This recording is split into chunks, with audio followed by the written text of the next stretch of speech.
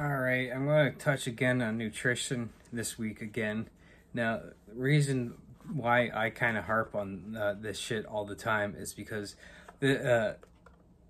this has pretty much made like the difference, the biggest difference in my life, especially since I quit drinking like years ago. So pretty much like the for instance, like the 7 pillars, it gets into like the community, nutrition, training, recovery, mobility, mindfulness, consistency.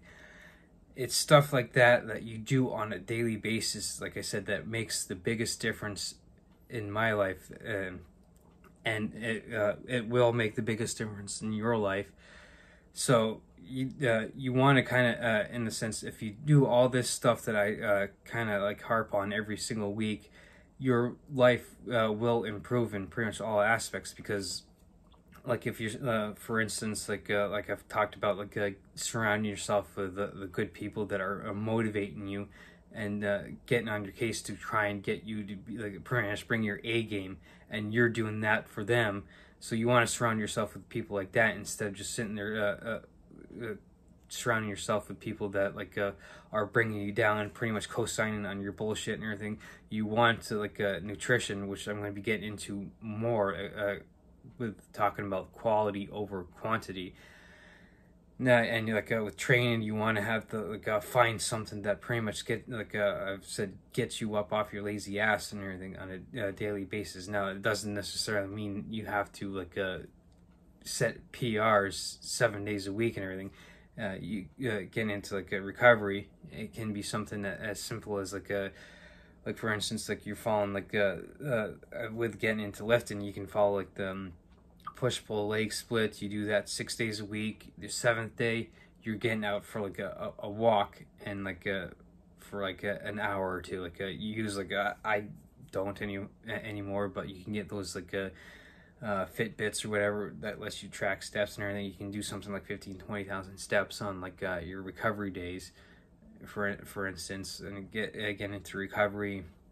Getting into like mobility, making sure like doing stretching, yoga, and everything. So that way, later in life, you're not your stereotypical all like crunched up, like stiff, and like you're having joint pain, and like you're the typical grandma that's all hunched over and having trouble moving and everything. Because like you want to do mobility, so that way you can function like a human throughout your whole life.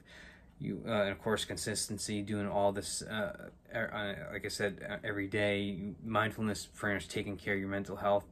So like now that said, I'm going to be getting into like the quality over the quantity when it comes to nutrition and everything. So with the laws of thermodynamics, you really can't escape it and everything. So like what you can do though is you can concentrate on the quality of the stuff that you're eating, because that's pretty much paramount. So I'll be using the McDonald's example. So I'm sure people like are familiar with the movie Super Size Me. It was a documentary done by Morgan Spurlock.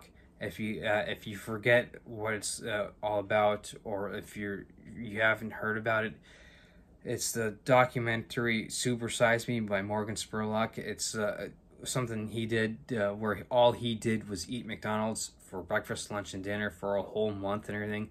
And like with that, he was getting into like he gained something like 20 pounds over the whole month. And afterwards, they were saying like it took him like a good like 4 or 5 months to get like the whole weight off, and like get his blood pressure and like get all of his health biometrics back to pretty much like a baseline before it was. And like he was they were saying that he like was quoted as saying that like the only time he would feel happy was when he was getting McDonald's and everything. So again, a lot of this foods, especially here at McDonald's, like the stuff is designed to basically get you addicted to this garbage and everything. So like using the Lay's and Pringles as an example, like Lay's, I bet you can't have just one. Pringles, once you pop, you can't stop. This shit is basically putting it right in your face, saying like, look, fuck you, you're going to get addicted to this, and we don't care, because all we want is to get your money from you with our product. So that's why you got to pretty much focus on quality over quantity. You need to get that shit out of your life and everything. So using the McDonald's example and like talking about like the Super Size Me documentary and everything, I've did like a quick rundown of like the caloric intake of like a McDonald's versus like something like I usually eat on a daily basis. So like for instance, like a calorie is something like the scientific term is like raising a water like 1 degree per or whatever. So like people can actually look into like the actual scientific, but like the calorie is like like in terms of us is like what we use for energy and like how we like create energy, and like we get that from food. So like the basic overview of like calories is that it comes from like 3 breakdowns of like what's known as macronutrients: protein, fats, and carbs. Proteins are essential because like you need proteins in or like in for your body to like function, to do like for your organs like your liver, your kidneys, your brain, your heart, your lungs. You need protein for them to be able to like do their functions. For like your lungs, you need that to be able to breathe, your heart to be able to pump blood around your body, etc., etc. So we need protein in order to do that. And like also like we need more protein depending on your activity level. So like you have like a baseline of like your protein intake. So like if you're doing like what I'm doing, if you're just sitting all day, you need maybe I'll just throw out numbers, like you may need 50 grams of protein a day if you're just doing this all day. If you're someone who's lifting, then you're going to maybe need like an extra 50 grams. I'm just throwing numbers out there. So like and then like if you're more active on top of that, you might need even more than that. So like there's a lot of different numbers that are out there when it comes to protein intake that can kind of be confusing. Like some people say like you only need like 0.7 to 0.8 grams per pound of body weight. There's some that are 1 gram per pound, and then of course there's others that say 1.5 to 2 grams of protein. So like it's you kind of have to take these numbers and like the protein intake, take it and like based on like your activity level, and like see what works for you. So like for someone like me that usually lifts on a regular basis, I find that like doing the 1 gram per pound of body weight is a good marker for me. So what you have to do, of course, is like take what I'm saying, apply it to yourself, and find like what works for you. So like you might end up finding that like 1.5 grams works great for you, or you might find the lower ends, 0.7 to 0.8 grams per pound of body weight of protein intake works for you. So like it's something you have to like play around with. So that's the importance of protein. And now fats are important because like it's a good source of energy, because like you're getting 9 calories per gram of fat, and you also need it because there are some vitamins and minerals that are fat soluble, meaning that like you need fat to kind of like absorb it, and those vitamins and minerals into your body and everything. A good example of that would be vitamin A is fat soluble. And of course, carbohydrates are another source of energy that we use. And like, so fats you pretty much find in stuff like your fattier cuts of meat, like your like ribeye and like your strip steaks, and like of course like maybe like 80% lean, 20% fat ground beef. And like carbohydrates are a great quick source of energy that you've good healthy sources would be like your fruits and veggies and stuff. So like I use, when it comes to like getting energy from fats and carbs, I use the like building a fire analogy. Like your fats kind of like your logs, and like your carbohydrates are your kindling. Like carbs kind of are able to get the fire going, but like you need more and more carbs. Like the same thing like with a fire. Like you can get a fire started with kindling, but if all you're using is kindling, you're going through like a lot of it. So this is where something like fat comes in handy. So like I use the analogy that it's the logs when it for the fire analogy. So like logs tend to burn a lot slower, and you have a lot longer sustained energy that way, or in this case, the sustained fire. So like you kind of like again again with the macros, you kind of have to sit there and kind of play around with it. Like you might be someone like who has like a higher fat diet might work better for you, or you might find you might be someone that a higher carb diet might work better. So it's stuff like that you have to play around with. So again, like it's one of those things that like you have to take your unique situation and look what works best for you. So those are the three macronutrients: protein, carbs, and fats. So like now the reason why you want to concentrate over quality over quantity, even though yes, you can't escape the laws of thermodynamics, the quality of what you ingest is going to make all the difference. So like for like the McDonald's example that I'll be getting into, like versus like what I eat, like you're looking at like a big difference in quality, and plus like you're also looking at like a big difference in like how much you're intaking. So like using the Super Size Me documentary example, where he was like eating McDonald's every day and like for a whole month.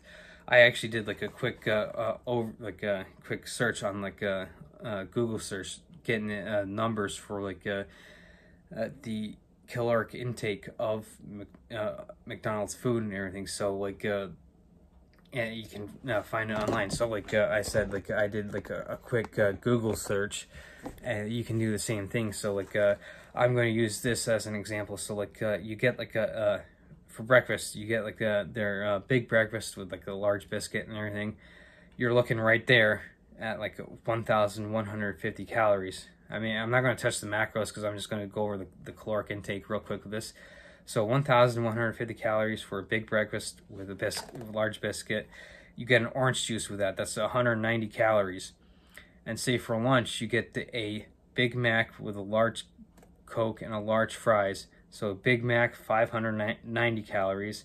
Large fries, I looked at it, said 498 calories.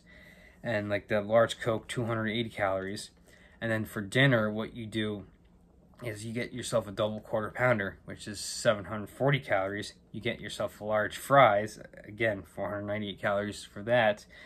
And you get yourself a large Coke for another 280 calories. And that comes out to 4,226 calories. Now, most people like use the base of 2,000 calorie intake a day, because that seems to be like a good benchmark, and now you can up it and lower it depending on your activity level. So to put that in perspective, 4,226 calories, you burn 12 calories, roughly 12 calories per minute doing burpees. So to put that into perspective, like to do like a whole hour worth of burpees, which chances are you're not going to be able to keep that intensity up for that whole hour. You're looking at like 10 minutes, 120 calories. So like 120 times 6, you're roughly like 720 calories right there. So like and based all of like say like throughout the day of like 2,000 calories, like you're roughly at 2,700 calories. So you're still in like a 1,500 calorie surplus. So meaning you're going to be putting on weight. So you see how much work you have to do to burn that off. And of course, McDonald's food isn't the highest quality and everything. So like I said, like using in the Super Size Me reference, Morgan Spurlock had put on like 20 pounds or something. So now the stuff I usually like, I've been eating the past week or so, like getting like oatmeal, like probably like a cup and a half, which is about 3 servings. I put like some whey protein in to help increase my protein intake. For that's for my breakfast, and for lunch, I've been using like these tuna steaks that I've been picking up at like one of the local grocery stores. And for dinner, like a salmon That's blueberries, an apple, and like one of the Oikos yogurts. They have like the traditional one for 15 grams of protein, but I'm using like what they call it the pro version, which gives you 20 grams of protein. And for like snacks, what I usually do is I have a protein shake. Like since I usually work out fasted, like I take a protein shake right after, and everything. So like I know like people like Shredded Sports Science YouTube channel. He broke this down in that and like the protein intake hierarchy, and how like he like the quality and quantity, like how much you take, and then like there's three different, but like it's an older video, he gets into that. So like uh and it gets into like protein timing, like how it's important. Like someone like me, it's slightly more important to get protein in right after a workout, since I'm working out fasted. Whereas like does talk about how the anabolic window is total bullshit and everything. But like for someone like me who, like I said, trains fasted, like it's slightly more important and everything. So like I do that. I also have like milk, and I have like this like what's called breakfast essentials that I get at the grocery store that I work at, that I put in for like a little extra calories and a little extra protein and everything. So like I'm roughly around 1900 with all that. I'm roughly around 1900 calories, because I'm finishing up Max Shred right now, the Athlete X program. So I'm kind of like working on a cut and everything. So like my caloric intake is slightly lower. So you're looking at like a big difference between it. Like if I were like to go with like the example I used with the McDonald's, the stuff I said eating for breakfast, lunch, and dinner, of intaking like over 4,200 calories, and of course with eating that stuff you're still going to be hungry, so you're going to even eat even more and everything.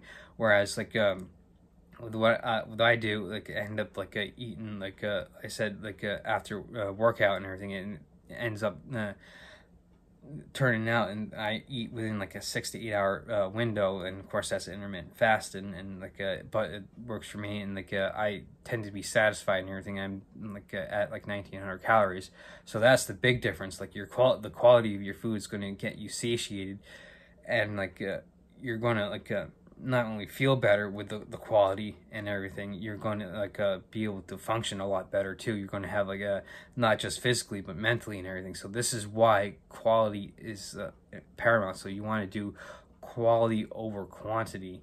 And so like I said, like you're looking at like the example I used with McDonald's and what I eat, you're looking at like $2,300 calorie difference, and like 2,400 calorie difference of what I'm eating, if or versus what you eat for breakfast, lunch, and dinner, of the example I used for McDonald's. So this is why I'm going to keep reiterating that quality over quantity is important when it comes to nutrition. And I'll end this video saying that like this is the stuff that has made all the difference in my life, especially like quitting drinking and everything. So like and of course it doesn't matter if you have addiction problems or not, or like if you concentrate on quality over quantity with your nutrition, it's going to help improve your life drastically, because this is one of those things that has made all the difference in my life. So like regardless of whether you have mental health issues with addiction or any other issues or not, I can't say enough that you want to concentrate on quality over quantity when it comes to nutrition.